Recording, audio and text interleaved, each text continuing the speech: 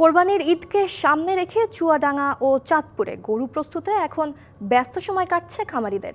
তবে কাঙ্ক্ষিত ক্রেতা না থাকায় বড় সাইজের গরু নিয়ে দুশ্চিন্তায় চুয়াডাঙ্গার খামারিরা।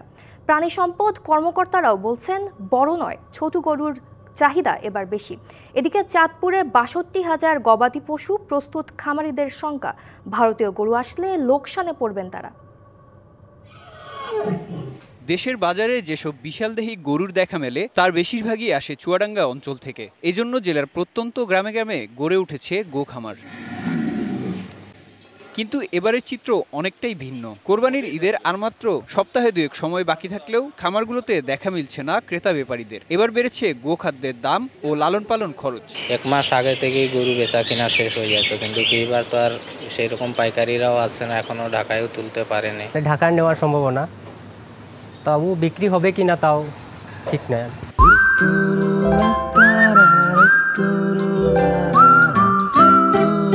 এদিকে লোকসান ঠেকাতে খামারিদের নানা পরামর্শ দিচ্ছেন প্রাণী সম্পদ অধিদপ্তর। যেহেতু আমাদের ছোট গরুর চাহিদাটা বেশি, ছোট গরুর দিকে ঝুঁকতে হবে বেশি, খুব বেশি বড় গরুর দিকে ঝোঁকা যাবে না, এই পরামর্শটা আমরা খামারিদের দিচ্ছি।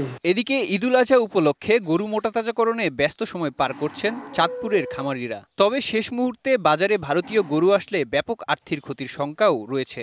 ইদানিং আমরা দেখছি ইন্ডিয়া থেকে প্রচুর পরিমাণ গরু আসতেছে। যদি গরু এইভাবে ঢুকতে থাকে তাহলে বাংলাদেশের খামারিরা লস খাবে। বাইরে থেকে গরু আমদানি করা না হয় তাহলে আমরা যারা খামারি আছি আমরা একটা ন্যায্য দাম পাবো। যদিও জেলা প্রাণী সম্পদ কর্মকর্তা বলছেন ভারতীয় গরু বাজারে আসার কোনো সম্ভাবনা নেই। ভারতীয় গরু কোনো ঢুকার কোনো স্কোপে নাই, বর্ডার খুবই স্ট্রিক্টলি সিকিউরিটি সময় থাকে। ওভারঅল আমাদের কোরবানির যোগ্য গরুর সারপ্লাস থাকবে এবং আমরা সবাইকে ভালো কোরবানি উপহার দিতে পারব। এবার চাঁদপুরে কোরবানির জন্য গবাদি পশুর চাহিদা অন্তত ৭৬,০০০।